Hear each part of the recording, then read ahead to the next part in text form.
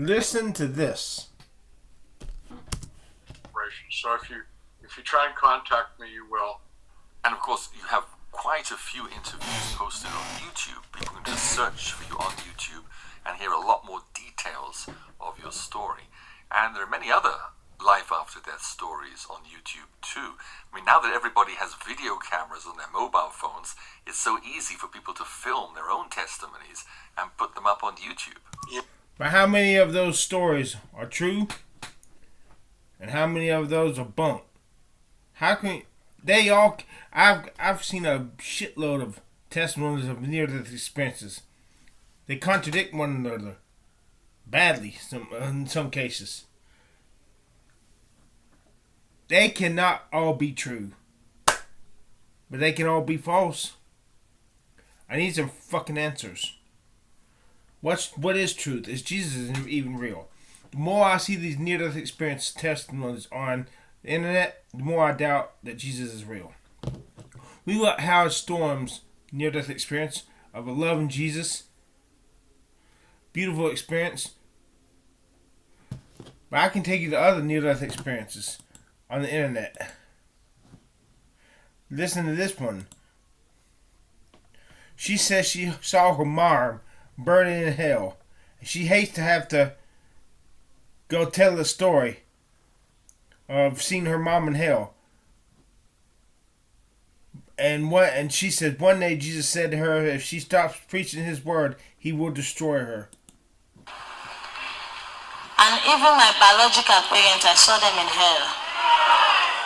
My mother, my father, and even my grandmother that just died this January. I don't like to talk about that. It's very painful.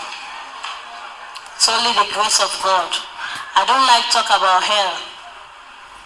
Sometimes, if they call me to go and preach, go and tell the testimony of this, I'll say, no, I'm not going because I know I reach this side. And one day Jesus said, if you stop preaching my word or tell my people my word, I will destroy you. So I always pray to Jesus whenever I stand. Do you hear that testimony? Do you hear that? What right did we have to say that your testimony is true, Howard Storm, and her testimony is false? Both of your near-death experiences appeal to scriptures.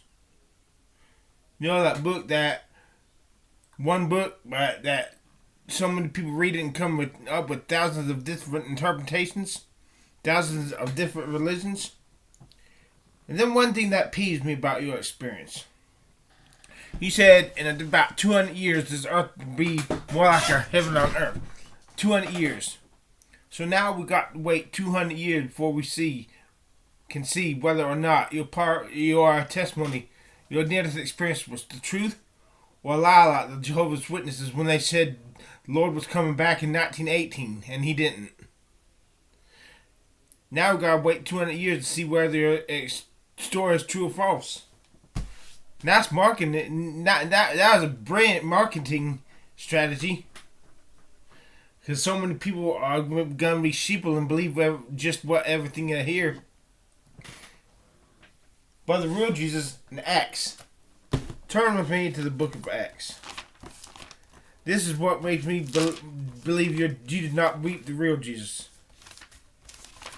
Hebrews 13:8 says Jesus Christ the same yesterday, today, and forever. In other words, Jesus never changes. Turn with me to the book of Acts chapter 1. He's just risen from the dead. The disciples asked him, when therefore they were come together, they asked of him, saying, Lord, wilt thou at this time restore again the kingdom to Israel? And he said to them, it is not for you to know the times nor the seasons which the Father hath put in his own power. In other words, why didn't Jesus tell Howard Storm the same thing?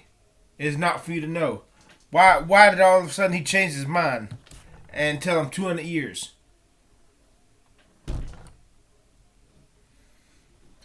Okay, I can use near-death experience after near-death experience, and you bring them together. They contradict like hell. Here's one about how about the backslidden Christian is taken to hell, and she goes to hell because she wouldn't forgive other people. How about this person, Final Call 07? How about his near-death experience? Let's pull his up. Started praying and by himself. How about the boy who went to heaven? You know, the preacher's son went to heaven, saw their child that had been died and before he was born, and he recanted his testimony. He admitted that it was false.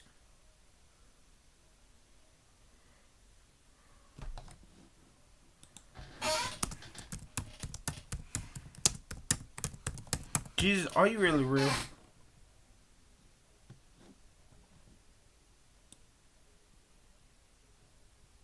I can't find him. Anyways, here's one. Peace of mind. Such a big beauty. David Letterman's near-death experience involving a peanut butter sandwich.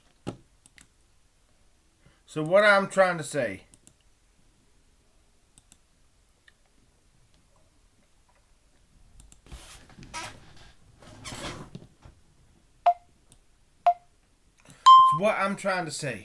if all these near-death experiences and all these revelations from God are real, if Jesus is real, why do they contradict one another? Why do they not all point to one objective truth, instead pointing to a bunch of subjective truths? Is Jesus, are you real? Jesus, what is truth?